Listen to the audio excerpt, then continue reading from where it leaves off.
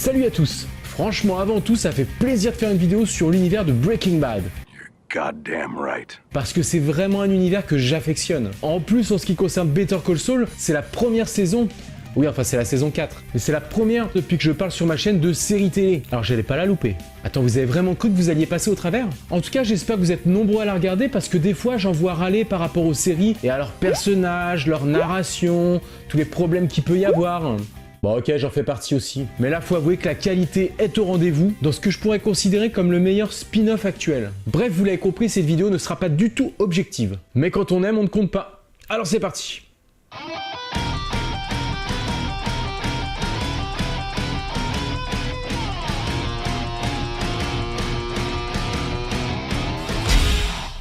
Déjà avant d'aller plus loin, je vous propose un petit retour rapide sur la série et ce que j'en ai pensé. Au début, quand j'ai entendu parler d'un spin-off de Breaking Bad, j'étais plutôt...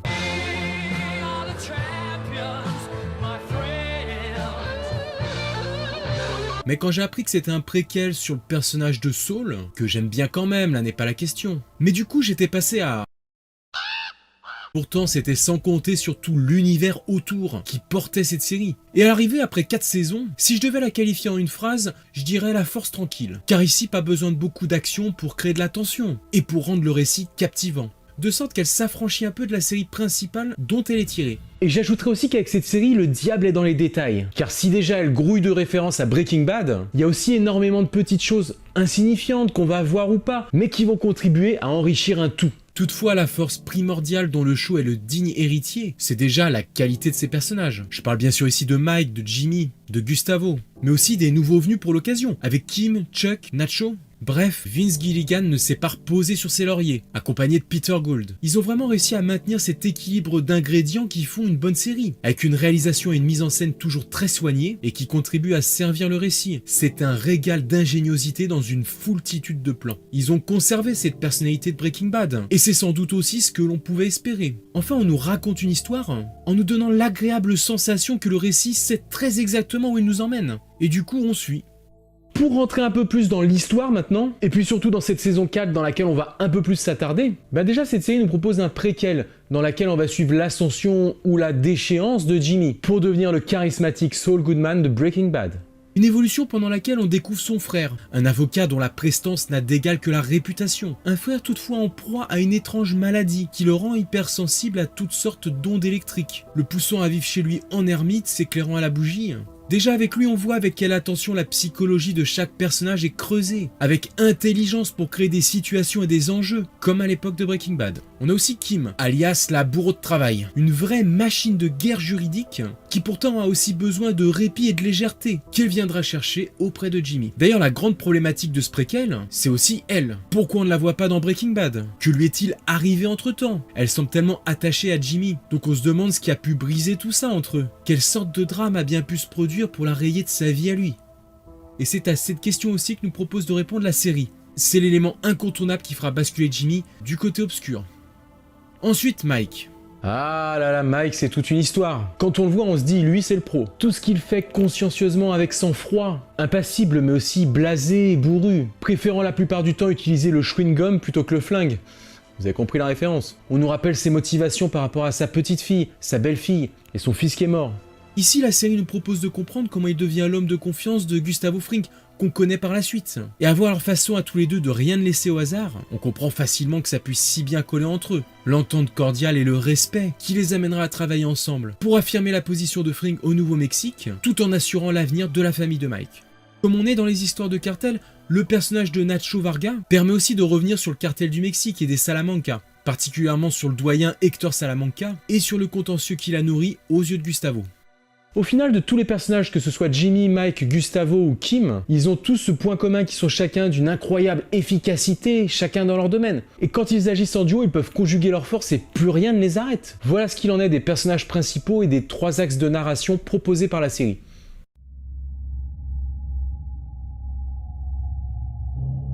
Du coup, pour cette saison qui se termine, on reste vraiment sur la même qualité que les saisons précédentes. Il y a de la constance avec un rythme lent et efficace, comme quoi la lenteur n'est pas forcément un défaut dans une série si c'est bien fait. Parfois concrètement il se passe pas grand chose pendant les épisodes, sans qu'il n'y a pas énormément de choses à raconter et que c'est un peu étiré. Mais il y a toujours cet intérêt à nous emmener voir évoluer les personnages et interagir, avec des répliques qui font mouche et toujours un soin à la réalisation, avec des plans signatures de l'univers Breaking Bad.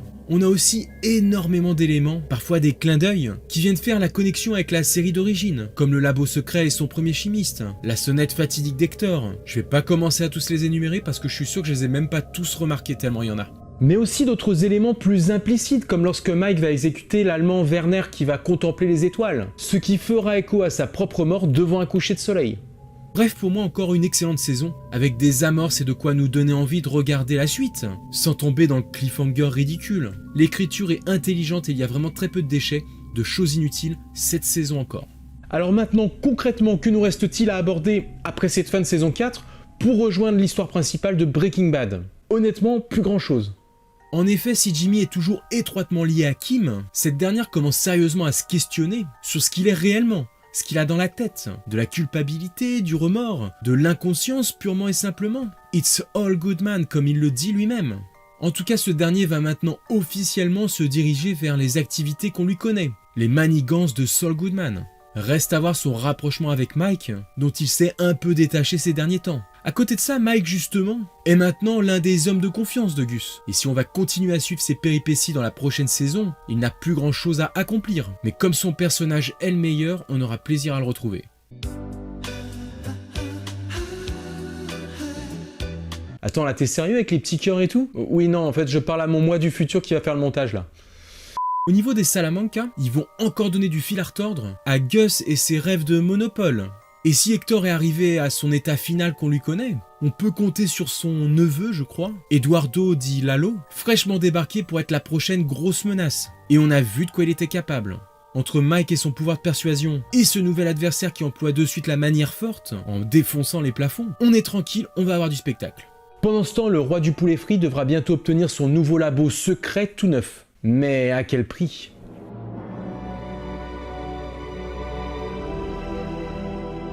Voilà, maintenant on rentre dans ma partie préférée, celle des théories. Et je vous en ai concocté des bien gratinées, entre celles qui existent déjà depuis un moment et celles qui viennent d'émerger avec la fin de la saison 4. Après, à vous de faire votre propre tri.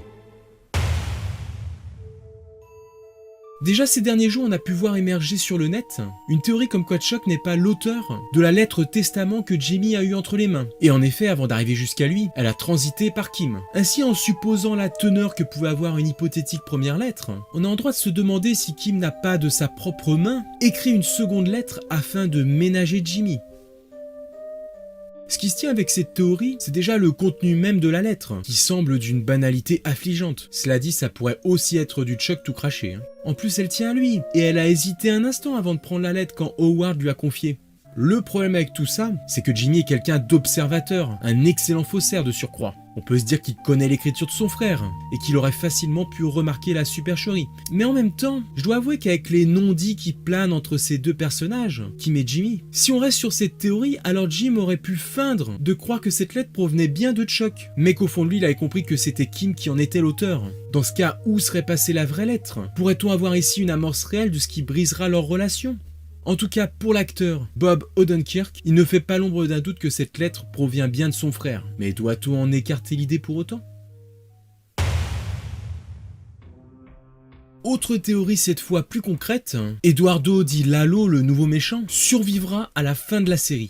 On le voit, Eduardo est du genre à se mesurer frontalement à ses adversaires. Exactement le genre de choses que déteste Gustavo, d'un naturel discret et dans la retenue. Lalo n'hésite même pas à venir froisser sa couverture, en venant le rencontrer sur son lieu de travail. En plus, il lui propose d'une certaine façon de doubler le cartel mexicain. Peut-être joue-t-il un double jeu, et qu'il teste simplement l'allégeance de ce dernier. Bref, c'est un personnage qui joue avec le feu, d'autant plus maintenant qu'il traque la moindre information sur les activités de Gus, pour le mettre en position de faiblesse. Et ça, avec Gustavo, en général, on sait comment ça se termine. Pourtant, ce nouveau personnage pourrait bien être encore vivant lors des événements de Breaking Bad. On ne le voit certes pas dans la première série, mais son personnage est mentionné par Saul. Lorsqu'il rencontre Walter et Jesse pour la première fois, celui-ci leur demande si ce n'est pas un certain Lalo qui les envoie. Alors, il peut très bien s'agir d'une autre personne avec le même nom, d'une coïncidence.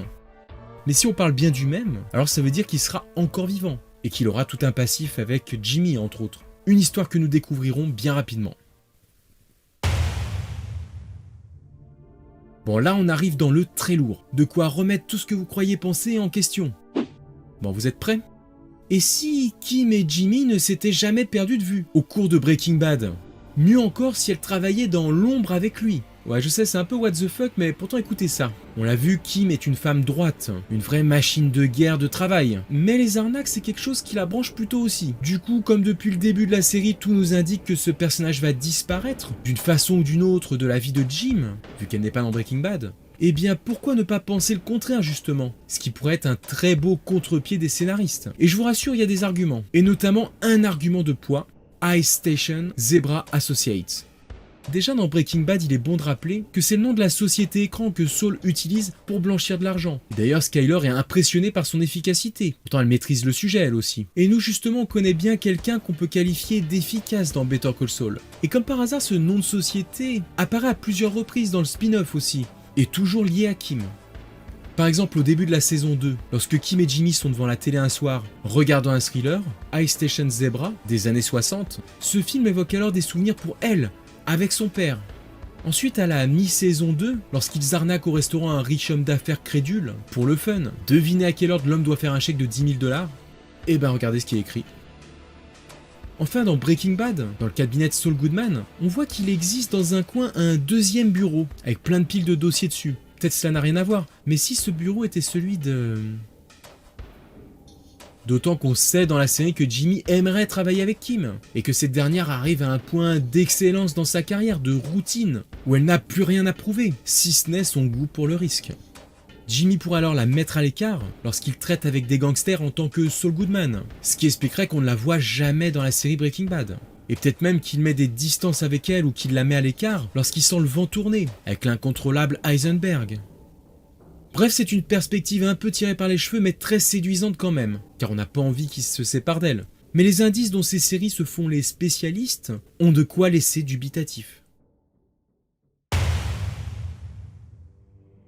On parlait de l'esthétique de la réalisation, et ben ce qui donne encore un peu plus de cachet à la série, ce sont ces petites scènes d'intro en début de saison en noir et blanc granuleux, avec peu de dialogue, dans des sortes de flash-forward post-Breaking Bad de la nouvelle vie de Jimmy.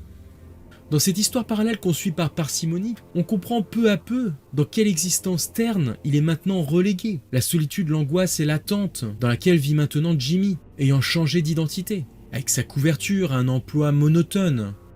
Ainsi, on peut se demander si au bout d'un moment, la série pourrait rebasculer dans ce présent, ce qui ferait passer la série du statut de préquel à celui de séquel, pour ainsi dire les conséquences de Breaking Bad. Et peut-être même que la série doit se terminer ainsi, le temps d'une dernière scène ou celui de quelques épisodes, pourquoi pas une saison tout entière, un peu dans une construction similaire à la saison 5 de Breaking Bad par exemple, pour enfin conclure l'histoire de Jimmy, soit en le confrontant à son passé, soit à la mort. Bref, peu importe la manière, ce qui serait le plus fort dans tout ça, ce serait de nous faire basculer d'une série préquelle, dans laquelle nous connaissons le destin de chaque personnage, nous avons toutes les cartes en main, vers une série séquelle imprévisible et pleine d'incertitudes, ce qui donnerait une dimension et une saveur toute nouvelle au spin-off, et d'autant plus de force pour nous mener à sa conclusion. Voilà, franchement, j'espère que vous aurez pris du plaisir à regarder cette vidéo autant que moi à la réaliser. Je sens que vous êtes toujours en train de cogiter là, non? N'oubliez pas ce bon vieux pouce bleu, en plus ça aide mon travail. Et on se retrouve très bientôt pour de nouvelles vidéos. Ciao les amis!